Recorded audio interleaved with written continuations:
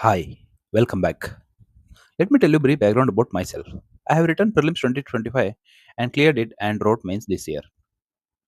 I have started a new initiative that is 75 days plan to complete a main syllabus with PYQ practice and prepare short notes for every syllabus points by December 2025.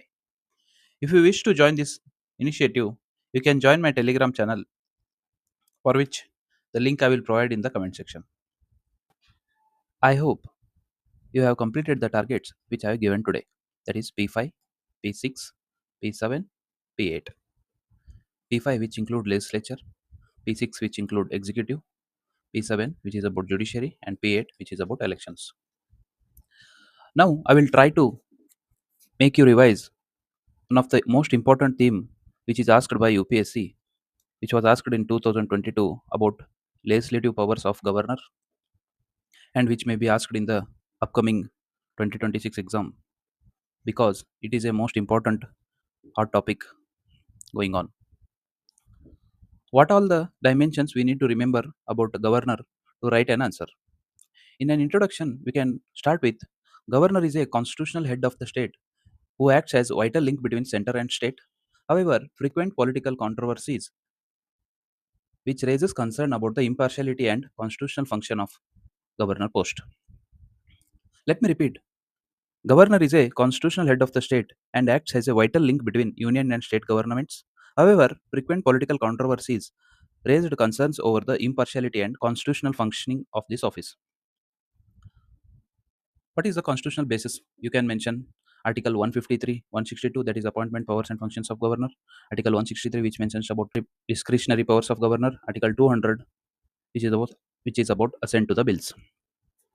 What are the past judicial interpretations about the issue of governor?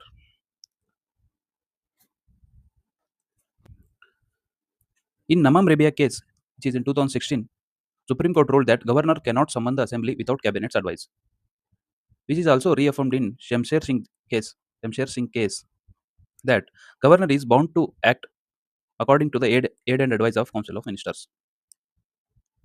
In SR Bomai case, that is 1994, Supreme Court ruled that there can be judicial review about the misuse of Article 356, that is President rule. The commission reports we can mention in the answer is Sarkari Commission recommended that governor should be politically neutral and should be out from the outside the state, and Punchi Commission recommended about codifying the discretionary powers of governor. And you can mention recent developments to add a context to your answer that in Tamil Nadu, governors delay in assent to the bills. In Kerala, governor versus state over the vice chancellor appointments. And now we will see what are the challenges of governor's office. Politicization of governor's office, for example, misuse of Article 356, misuse of discretionary powers, which are mentioned in Article 163, delays in the assent of the bills, which is mentioned in Article 200, lack of fixed tenure and arbitrary removal by center. Governors holds office during the pleasure of president, which is mentioned in Article 156. Governors acting as a agent of center rather than constitutional head. What are the implications of these challenges? This will erode cooperative federalism, weakens the legislative supremacy over lawmaking, where governor is making law by promulgating an ordinance by center's advice, which will undermine legislative supremacy over lawmaking process. It fuels executive and legislative deadlock, undermines neutrality and public trust. For example, Kerala college students protest against governor, which also inhibits functioning of state governments. What are the steps taken so far? Judicial curbs on misuse. For example, in Namam Rebia case, as I mentioned earlier, he told that governor cannot summon the assembly without cabinet's advice. And in SR Bomai case, about the judicial review on misuse of Article 356, and also in Shamsher Singh case that governor is bound to act according to the aid and advice of Council of Minister. And another step is taken that President and Union Government's advisory communications and Assembly resolution against a delayed assent. For example, recent Tamil Nadu resolution against the governor. You can also mention about ethical and governance angle to enrich your answers. Breach of constitutional morality and neutrality, weakening of trust in federal institutions, goes against the values of probity and non-partisanship.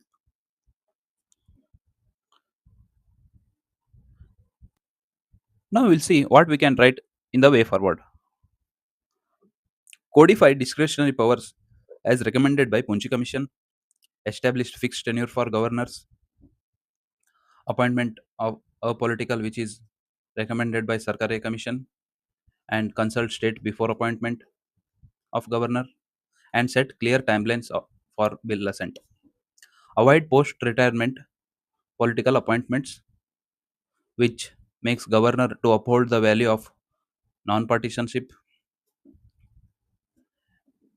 And I will try to tell you what are the best practices or models which are followed across the globe.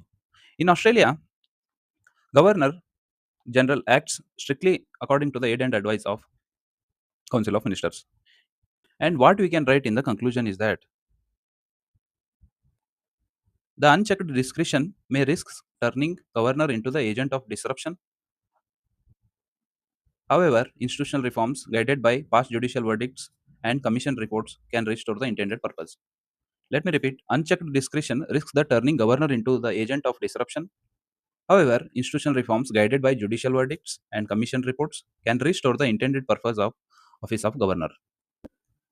Now we will see what all dimensions we have covered to write an answer on governor. I have given you a intro and a constitutional basis and given out some articles to mention in the in your answer. For example, 163 about discretionary power, 200 about assent of the bills, and given some commission reports that is Sarkaria and Punchi Commission, and about recent developments which you can mention to set a context to your answer, and about challenges,